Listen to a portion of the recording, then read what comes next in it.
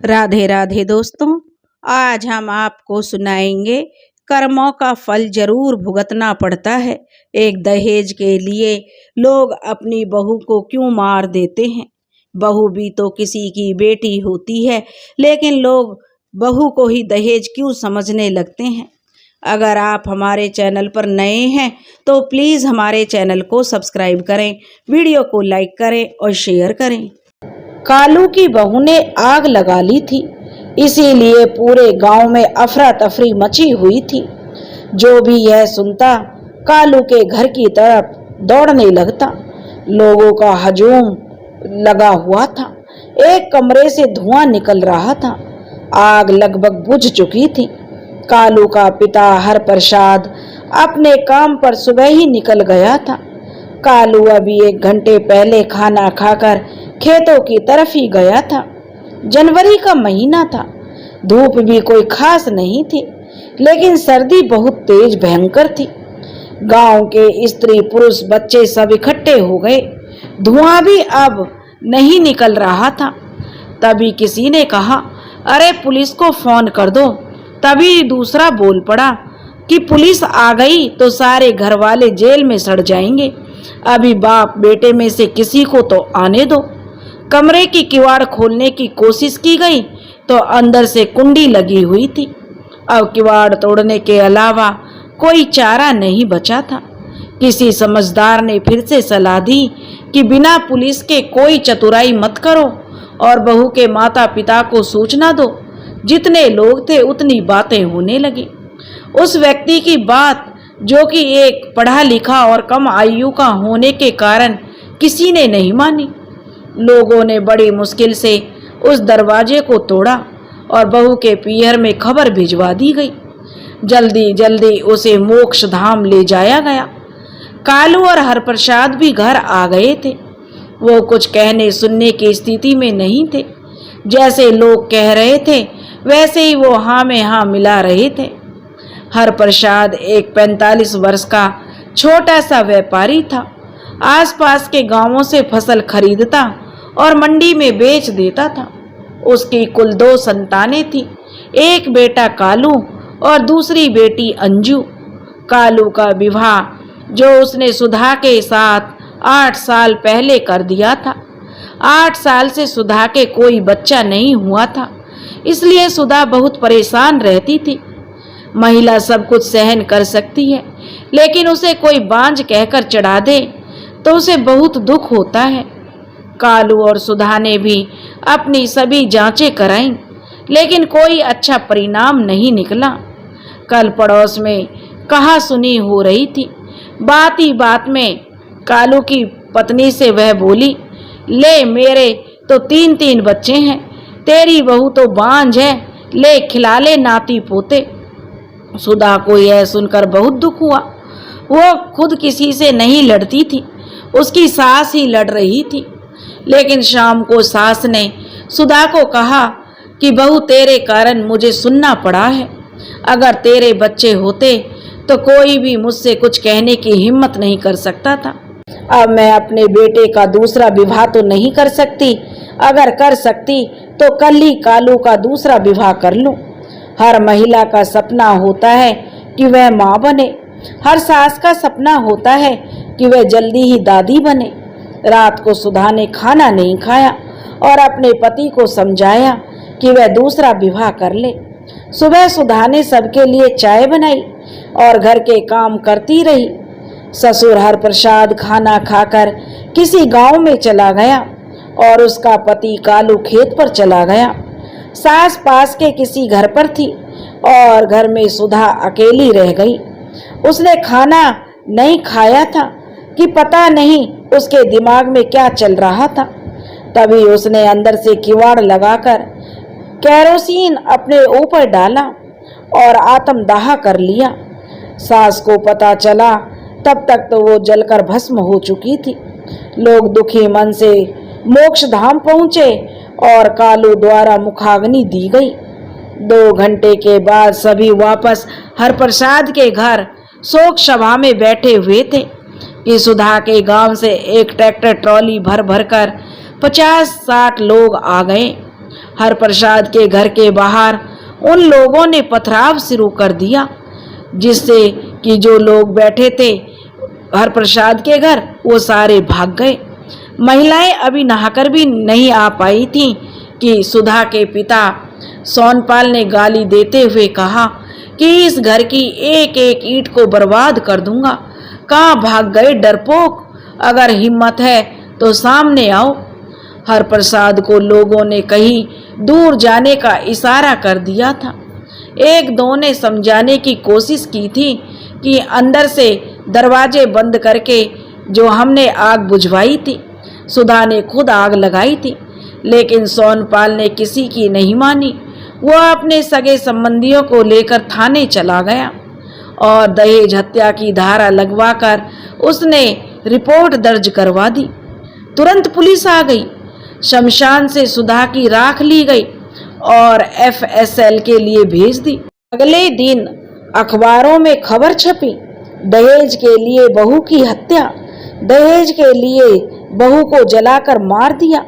विवाह में मोटरसाइकिल न देने के कारण मासूम बहू को जलाया गया, मासूम की हत्या, दहेज के लोभियों को सख्त से सख्त सजा मिले। अलग अलग समाचार पत्रों में अलग अलग खबर पढ़ी थी और अब देर शाम को पुलिस की जीप साए साए करते हुए हर प्रसाद के घर पर आई। सभी घर वाले डरकर किसी दूसरे के घर में जा छुपे थे। उधर शायद परमात्मा ने भी अपना दुख प्रकट करके बरसात शुरू कर दी थी। बड़ी मुश्किल से वो रात उस परिवार ने कहीं गुजारी थी। उस समय मोबाइल तो थे नहीं। दूसरे दिन सुबह लोग अखबार में पढ़कर हर प्रसाद के घर आने लगे। हर प्रसाद के घर में कोई नहीं था। भूखी प्यासी भैंस, पशु जो घर में थे वो बाहर खुले में बंधे हुए थे। कोई चारा पानी नहीं, कोई देखने संभालने वाला नहीं। और ईश्वर का प्रकोप यह कि ठंड के कारण बाहर निकलना भी मुश्किल हो रहा था। रिमझिम बारिश हो रही थी, जिससे सर्दी बहुत अधिक बढ़ गई। लोग वापस लौट जाते। कालू किसी मिलने वाले के घर जाकर छिप गया था, जबकि हरप्रसाद किसी दूसरे के घर जा छिपा था। कालू की माँ किसी पड़ोसी के घर, तो उसकी बहन भी किसी दूसरे के घर समय गुजार रही थी। अगले दिन तीजे की बैठक होनी थी। समझदार और गांव के बड़े बूढ़े लोग इकट्ठा हो गए और उन्होंने बैठक की कि पुलिस की गारंटी लेकर अन्य कार्यक्रम करवाए। सुधा की अस्थियां गंगा जी भेजी गईं। बहुत सारे लोग इकट्ठा थे, इसलिए हर प्रसाद की हिम्मत घर पर आने को हुई थी। शाम तक सभी अपने अपने घर जा चुके थे। तभी रात को लगभग 9 बजे पुलिस की गाड़ी आई और उसमें पहले राम प्रसाद खेतों की तरफ निकल गया, जिससे पुलिस के हाथ नहीं आया। पुलिस के एक अधिकारी ने बताया कि अभी इस गांव से सूचना मिली है कि हर प्रसाद घर पर ही है। पड़ोसियों ने सुना तो उन्हें बड़ा आश्चर्य किया कि वे लोग इतना परेशान हैं और लोग उन्हें इतना परेशान करना क्यों चाहते हैं। 8 किलोमीटर दूर जाकर पुलिस को बुलाकर ला रहे हैं। आखिर घर को छोड़कर कोई कितने दिन बाहर रह सकता था। पुलिस कार्रवाई को रोकने के लिए हर प्रसाद के शुभ चिंतकों ने किसी माध्यम के द्वारा उन्हें रोका गया। बिना कुछ किए तो कोई काम होता ही नहीं था। माध्यम जो बिचौलिए थे, किसी प्रकार पुलिस को उन्होंने राजी किया। ये बता पाना बड़ा मुश्किल था कि कैसे राजी किया। गांव के ही कुछ लोग सुधा के पिता को हर दिन की खबर पहुंचा रहे थे। 10% लोग तो चाहते थे हर प्रसाद बिल्कुल बर्बाद हो जाए, जबकि दूसरे गांव के लोग पूरी ईमानदारी से उसकी सहायता कर रहे थे। हर प्रसाद अपने पिता के अकेला था, इसलिए उसका घनिष्ठ संबंधी कोई भी नहीं था। खाते पीते परिवार से आजकल वैसे भी लोग जलते हैं। हर प्रसाद के पास खूब खेत थे, फसल भी ठीक हो जाती थी। दूसरों की फसल खरीदकर और बेचने में वह अच्छा खासा कमा लेता था और लोग इसी कारण उससे जलते थे। अधिकतर लोग तो यही चाहते थे कि हरप्रसाद को जो है परेशान होना पड़े। गांव के लोगों के द्वारा हर एक सूचना पुलिस और सुधा के पिता को मिल जाती थी। ब्रह्म भोज करना कोई आवश्यक नहीं था, लेकिन करना पड़ा क्योंकि छोटी छोटी बात भी आगे बढ़कर बड़ी हो जाती है। शाम को सभी बैठे थे। बात त्रयोदशी संस्कार की चल रही थी, पर हरप्रसाद के शुभचिंतक व्यक्ति ने इतना ही कहा कि देखो, जवान मौत है, वो भी आत्मदाह से हुई है, इसलिए केवल ब्राह्मणों को ही बुलाकर कार्यक्रम संपन्न कर ले तो ठीक है। दूसरे दिन इस बात ने बड़ा ही जो रूप धारण करके सामने आई। हरप्रसाद को तो अपनी पुत्र वधू के मरने की खुशी है और इसलिए वह त्रयोदशी संस्कार करने में कोई रुचि नहीं दिखा रहा। धीरज धर्म मित्र और नारी आपातकाल परखिए चारी। धैर्य धर्म मित्र और धर्म पत्नी को बुरे समय में ही परखा जाता है। विपदा में पड़ा हरप्रसाद रोज नई बातों से दुखी था। शादी कराने वाले बिचौलिए जो दोनों पक्षों का रिश्तेदार था, बिचौलिया ने सुधा के पिता से संपर्क किया तो उन्होंने स्पष्ट कह दिया कि मेरी बेटी को जलाकर मारा गया है। हरप्रसाद के हितैषियों ने एक बहुत बड़ी गलती कर दी थी, जिसके कारण हर एक उन पर शक कर रहा था।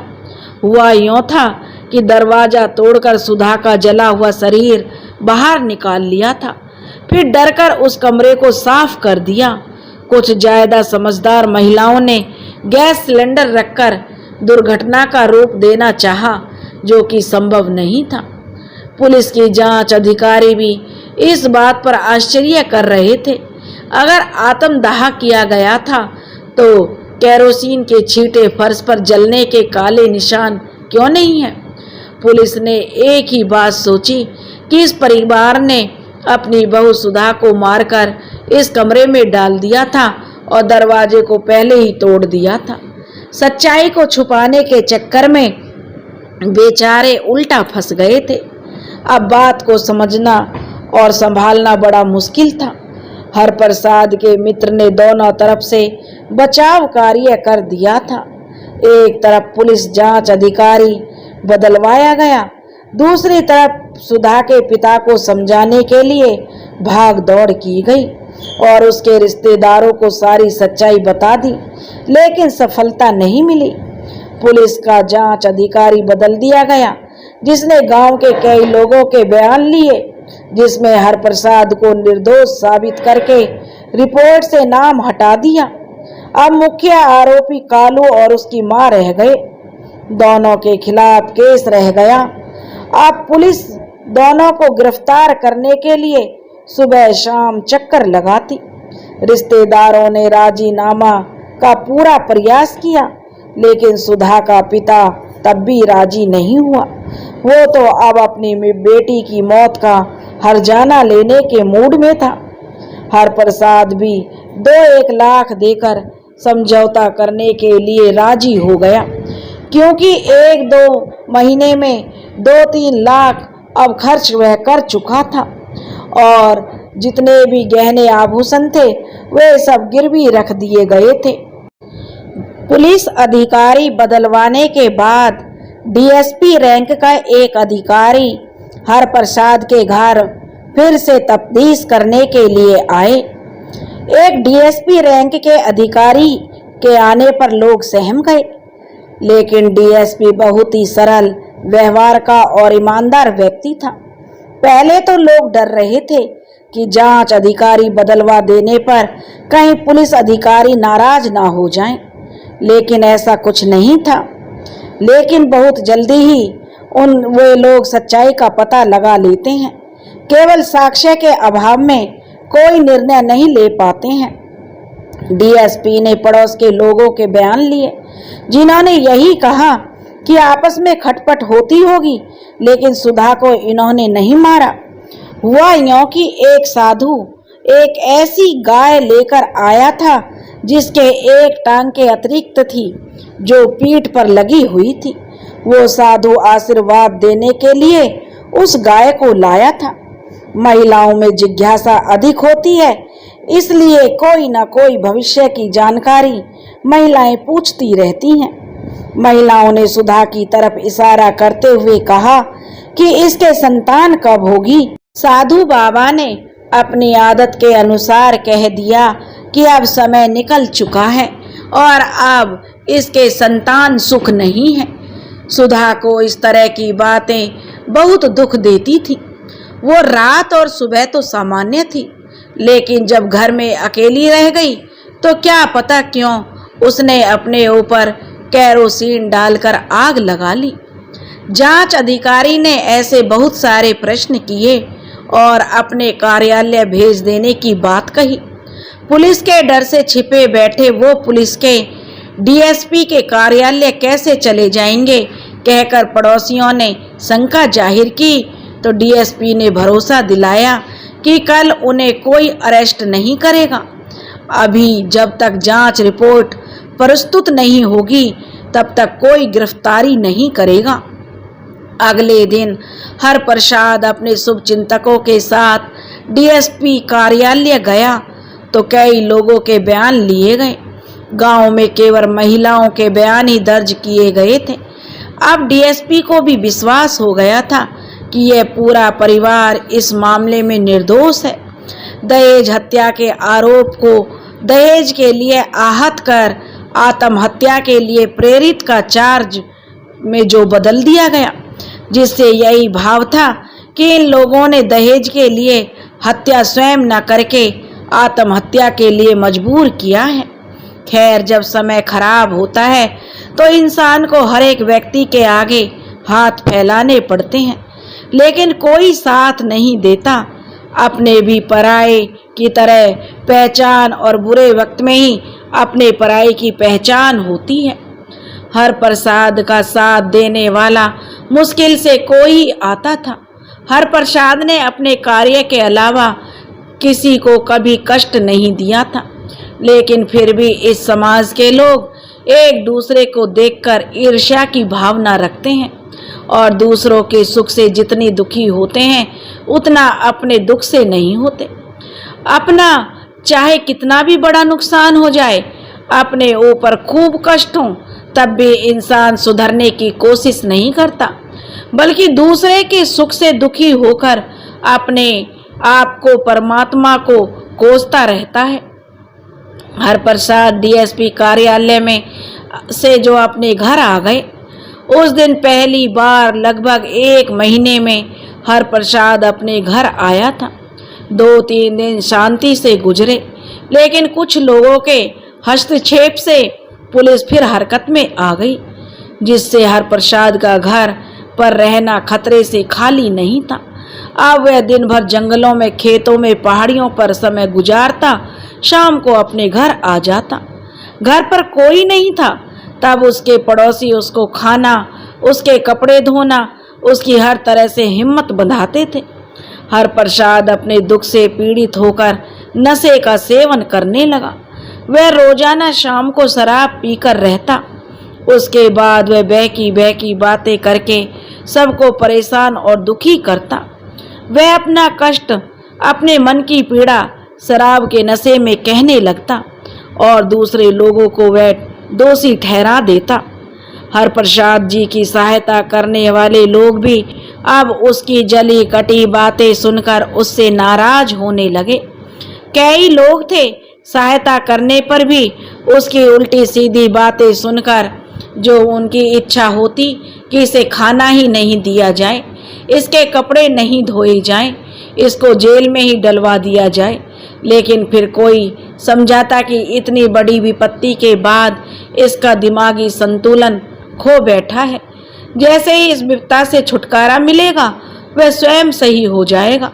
इसको ज्ञान नहीं है कि मुझे किससे क्या कहना चाहिए और क्या मैं कह रहा हूँ। साथ देने वाले कोई अपशब्द कहकर जो पीड़ित कर रहा हूँ, जो मेरे साथ रह रहे हैं और मेरा साथ दे रहे हैं, उन्हीं को मैं दुखी कर रहा हूँ।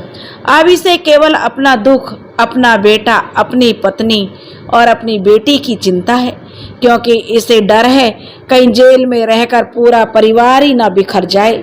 इसी कारण यह अपने मन की मनोदशा को छुपाते हुए उल्टा सीधा कह देता है।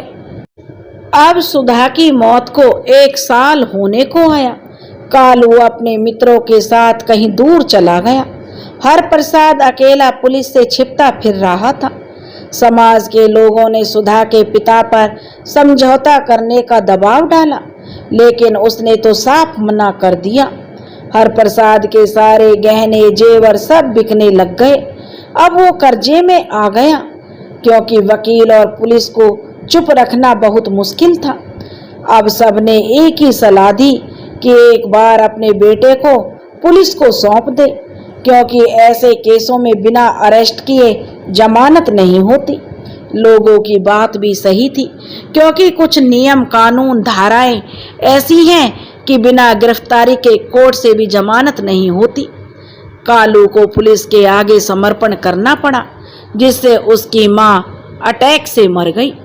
कालू अकेला ही अपने माता पिता का लाडला पुत्र था। उसे जाते हुए जेल देखकर उसकी मां, जो उसकी हरप्रसाद की पत्नी थी, उसको बड़ा सदमा लगा और 1 घंटे के अंदर ही वह स्वर्ग सिधार गई। पुत्र वियोग को सहन करना हर किसी के वश की बात नहीं है। हरप्रसाद अपने बेटे की जमानत के लिए कई नामी वकीलों के पास गया और खूब पैसे खर्च किए। हाई कोर्ट ने जमानत रद्द कर दी। जिला कोर्ट से कोई रिलीफ नहीं मिला। तब संबंधित कोर्ट्स में नए सिरे से अपील करनी पड़ी। मां की मौत और पिता की चिंताजनक हालत का हवाला देकर उसकी जमानत के प्रयास किए गए। कालू की मां की मौत के बाद सुधा का पिता भी अब अपने तेवर ठंडे करने लगा था। उसने इस बार बिचौलियों की बात पर गौर करना शुरू कर दिया और समझौते की राशि 3 लाख की मांग की। अगर उसे पहले ही राशि लेनी थी तो इतने दिन तक चुप क्यों रहा? हरप्रसाद ने 1 भी रुपया देने से मना कर दिया, जिससे बीच वाले लोग नाराज होने लगे। सबने हरप्रसाद को समझाया कि 3 लाख देने में कोई हर्ज नहीं है। जहां इतने रुपए लुटाए हैं वहां 3 लाख और सही। हरप्रसाद ने कहा, पहले 3 के स्थान पर 4 ले लेता तो कोई बात नहीं थी।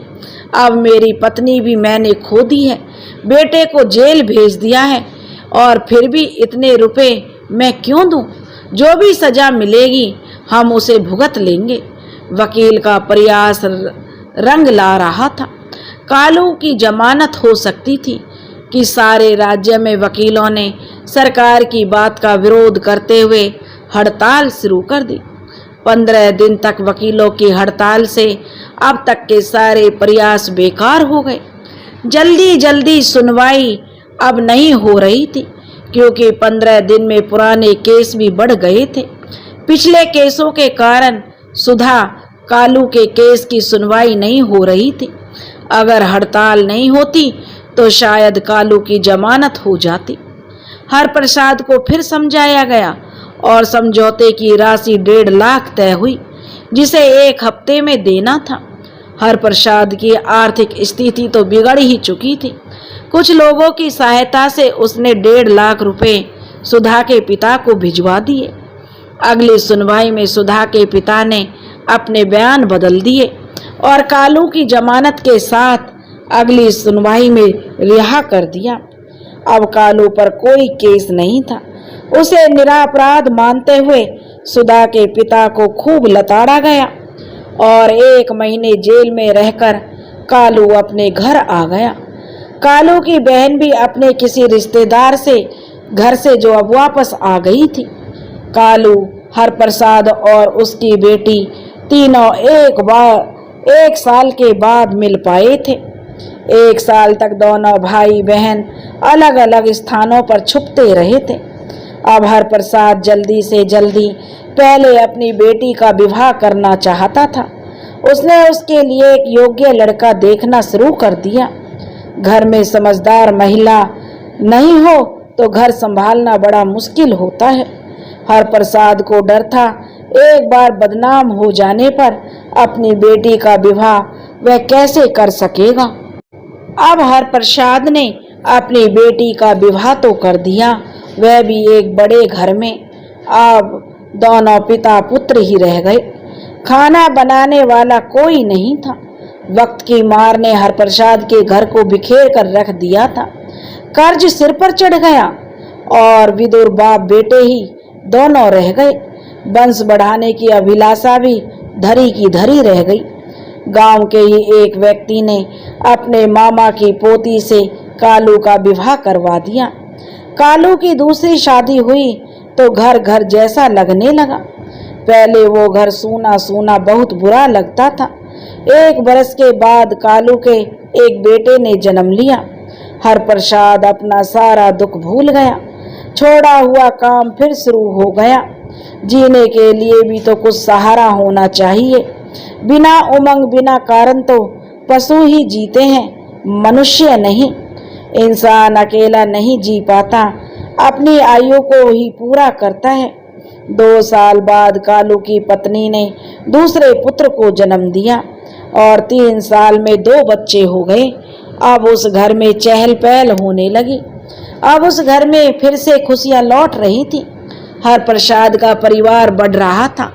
अब वो दुगने उत्साह से काम करने लगा। धीरे धीरे हरप्रसाद ने सारा कर्जा भी चुका दिया और एक बेटी ने भी कालू के यहाँ जन्म ले लिया। बेटी के जन्म के बाद तो जैसे साक्षात लक्ष्मी ने अवतार लिया हो। अब दोनों बाप बेटे के व्यापार में अधिक लाभ होने लगा और उन्होंने ट्रैक्टर भी खरीद लिया। अब स्वयं के ट्रैक्टर से जिन्स भरकर लाता और ले जाता और व्यापार खूब उन्नति कर रहा था। लोग आपस में बातें करते। विधाता का खेल कोई नहीं समझ पाया। कुछ 1 साल पहले ही हरप्रसाद को भोजन के लाले पड़ रहे थे। आज गांव का हरप्रसाद धनी और प्रतिष्ठित व्यक्ति बन गया। अब पहले से भी ज्यादा वह अमीर हो गया। 3 पोते पोतियों से वैसे भी घर अच्छा लगता। जो भी गहने जेवरात हरप्रसाद ने खोए थे उनसे ज्यादा अब उसने बनवा लिए थे। अब ज्यादा पैसा आने लगा तो उसके साथ कुछ दुर्गुण भी आने लगे। तुलसीदास जी ने कहा था, ऐसो को उदार जग माही, प्रभुता पाई ताही मद नाही। राम प्रसाद को भी अब मद होने लगा था। वो पहले दुख को भुलाने के कभी कभी जो शराब पी लिया करता था, लेकिन अब तो हरप्रसाद रोज शराब पीने लगा और पीकर आस पड़ोस के लोगों को गाली गलौज करने लगा। अब शराब पीकर लोगों को झगड़ा करना और गाली गलौज करना उसका रोज का काम था। कई बार तो नौबत मार पीट पर आ जाती थी। एक दिन हरप्रसाद से दूसरे शराबी के साथ उसका झगड़ा हो गया। हरप्रसाद का सिर फूट गया। कुछ दिन के आराम के इलाज से वह फिर ठीक हो गया, लेकिन उसके पीने की आदत कम नहीं हुई बल्कि और ज्यादा बढ़ने लगी। अब हरप्रसाद ने रात दिन पीना शुरू कर दिया। हरप्रसाद की पत्नी गुजर गई थी, इसलिए लोग समझते थे कि एकाकी जीवन के कारण वो शराब का सेवन अधिक करता है। हरप्रसाद के दिन रात पीने से उसके बेटा और बेटे की बहू उसको भला बुरा कहने लग जाते। कालू अपनी पत्नी और अपने पिता दोनों को शांत कर देता, लेकिन अब रोजाना का यही काम था। कालू की पत्नी ने तंग आकर अपने ससुर को खाना देना भी बंद कर दिया। हरप्रसाद ने अपनी शादी करने का विचार किया। 40 साल के विदुर का विवाह इतना आसान नहीं था। लोग समझाते कि इस आयु में विवाह करना ठीक नहीं रहेगा। हरप्रसाद को तो जैसे अपने पैसे पर घमंड था। उसने एक विधवा से विवाह कर लिया। एक तरह से एक विधवा को अपनाकर उसने अच्छा ही किया, लेकिन कालू को और उसकी पत्नी को ऐसे करने से बहुत बुरा लगा। हरप्रसाद ने अपनी खेती की जो भूमि थी उसका आधा हिस्सा कालू को दे दिया और आधा अपने लिए रख लिया और एक अलग मकान भी बनवा लिया। 2 साल बाद हरप्रसाद के एक बेटे ने जन्म लिया।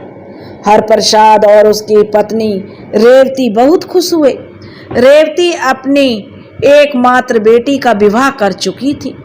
रेवती अपनी अकेलेपन के जीवन को मेहनत के सहारे काट रही थी, क्योंकि वह अपने संसार में अकेली थी और एक ही बेटी थी, उसका उसने विवाह कर दिया था और उसके पास मात्र एक खेत था जिसके सहारे वह अपने भविष्य को सुखद होने की कल्पना कर रही थी। एक दिन राम प्रसाद रेवती की फसल लेने उसके घर गया। रेवती अकेली थी। हरप्रसाद ने उसे सहानुभूति दिखाई और रेवती उस सहानुभूति पर पिघल गई और हरप्रसाद के साथ अपने भविष्य की नींव रखने की सोचने लगी। दोनों ने एक होने की सहमति व्यक्त की। हरप्रसाद उसके बाद कई महीने तक उससे नहीं मिल पाया था। जब कालू की पत्नी ने खाना बंद कर दिया देना तो हरप्रसाद फिर रेवती से मिला और शादी की बात की तो रेवती राजी हो गई। रेवती ने अपने व्यवहार से हरप्रसाद का पीना कम करवा दिया। जब एक नन्हे से बच्चे ने हरप्रसाद के घर जन्म लिया तो वह सब कुछ भूल गया। शराब पीना, दुखी होना, गाली देना, हर एक को कोसना, हरप्रसाद ने सब छोड़ दिया। हरप्रसाद ने फिर से उमंग के साथ जीना शुरू किया। हरप्रसाद के जीवन में फिर एक नया मोड़ आ गया था। हरप्रसाद और रेवती अपने बेटे को अपने जीवन का सहारा मानकर खुश रहते थे। कालू की पत्नी रेवती के आ जाने से मन ही मन उससे जलने लगी थी।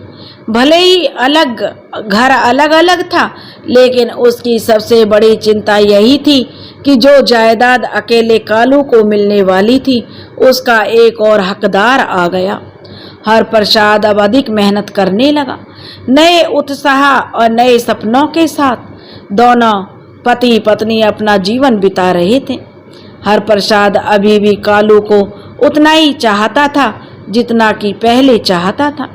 उसे एक ही बात का मलाल था कि कालू की पत्नी ने उसे खाना देना बंद कर दिया, जबकि उसके लिए ट्रैक्टर, भैंस सब उसी ने खरीद कर दिए थे। हरप्रसाद अपने बेटे कालू के परिवार के पालन की सारी व्यवस्था कर चुका था और कमा भी रहा था। हरप्रसाद ने इसी कारण से दूसरा विवाह कर लिया। लोग तो कुछ ना कुछ कहेंगे ही, कोई भी लोगों का मुंह बंद नहीं कर सकता। जिसकी जैसी सोच उसका वैसा ही मत। ग्राम पंचायत के चुनाव आ रहे थे।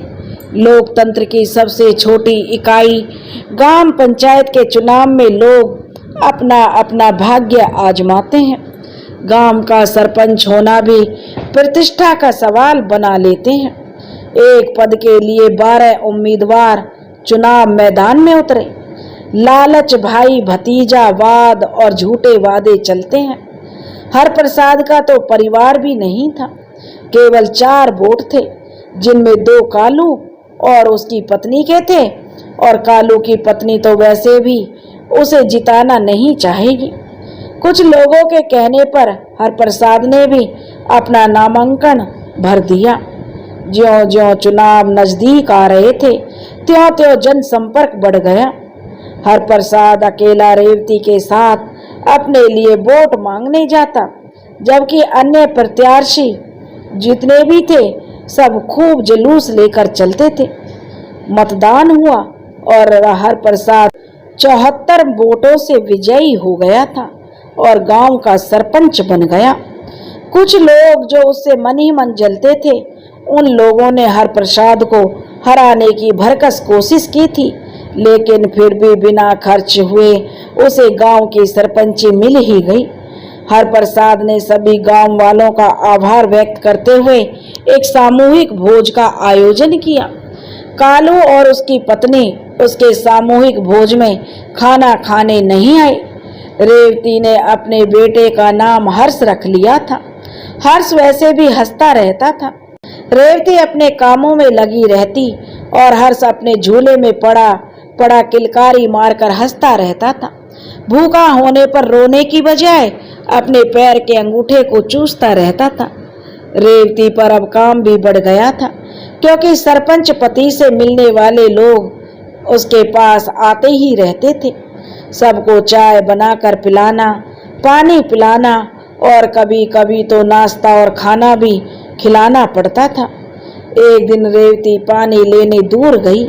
हरप्रसाद घर पर नहीं था, क्योंकि जो घर में बोरिंग था वह बिजली में कुछ कमी होने के कारण बंद पड़ा था।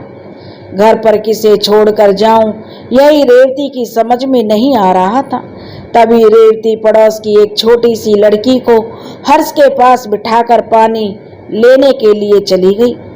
आधे घंटे बाद रेवती वापस आई तो हर्ष के पास टूटी चूड़ियां, सिंदूर और न जाने क्या क्या सामग्री पड़ी थी। हर्ष सोया हुआ मिला, वो लड़की घर के बाहर खेलती मिली। रेवती को यह सामान देखकर किसी टोने टोटके का अंदाजा हुआ। रेवती बहुत ज्यादा डर गई। शाम को उसने अपने पति को सारी बात बताई तो उसने सबसे पहले पूरे गांव के लिए पानी पीने के लिए जो नलकूप लगवाने की सोची। हरप्रसाद सब काम छोड़कर शहर गया और गांव की पेयजल की समस्या दूर करने का प्रार्थना पत्र जिला कलेक्टर कार्यालय में दिया। हरप्रसाद को आश्वासन दिया गया कि पेयजल की बहुत जल्दी व्यवस्था कर दी जाएगी। हरप्रसाद के इस कदम से सभी लोगों ने उसकी प्रशंसा की। हरप्रसाद के प्रार्थना पत्र पर कार्रवाई करते हुए तीसरे दिन सर्वे करने कुछ लोग आ गए। उनका कहना था पेयजल हेतु आरओ प्लांट लगाया जाएगा। गांव वालों ने हरप्रसाद का आभार व्यक्त किया और उसे सरपंच चुनकर उनको अच्छा लगा। हरप्रसाद ने ग्राम पंचायत की ग्राम सभा में सबसे एक निवेदन किया कि सभी लोग साफ सफाई पर विशेष ध्यान रखें। सबके घरों के आसपास सफाई होगी तो बीमारियां भी नहीं फैलेंगी। हरप्रसाद ने सफाई कार्य हेतु ग्राम पंचायत स्तर पर भी कुछ लोगों को लगवा दिया था। गांव जो 5 दिन में ही गांव जो बदल गया था। अब हरप्रसाद ने कई कार्यों की सूची बना ली और प्राथमिकता तय करते हुए उन्हें पूरा करने का निश्चय कर लिया।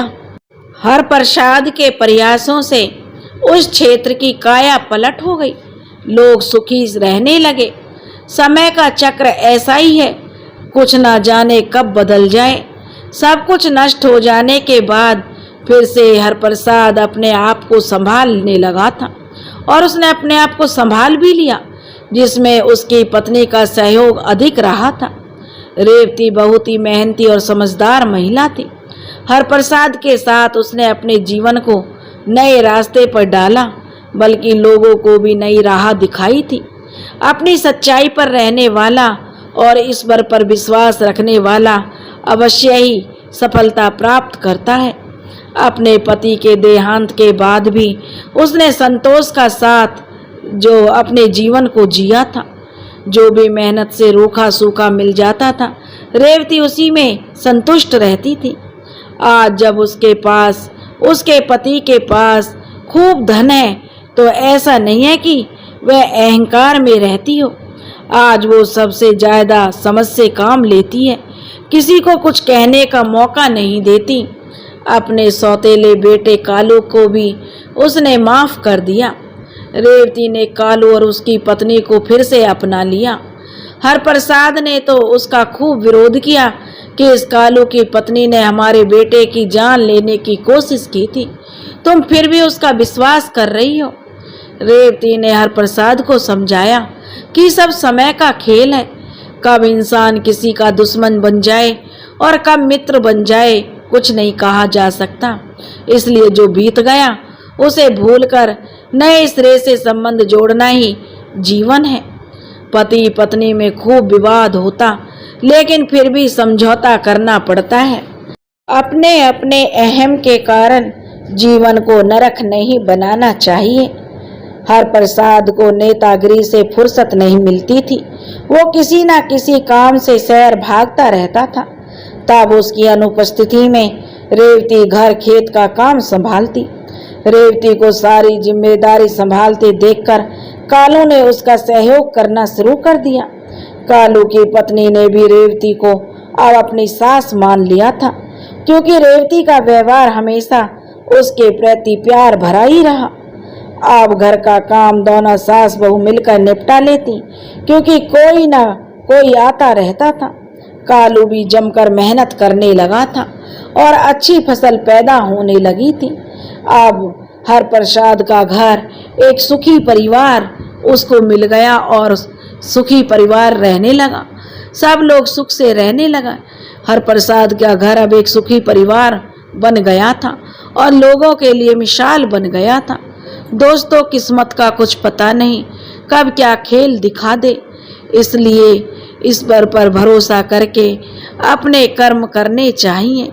अगर आपको यह कहानी पसंद आई हो तो प्लीज़ हमारे चैनल को सब्सक्राइब करें, वीडियो को लाइक करें और शेयर करें।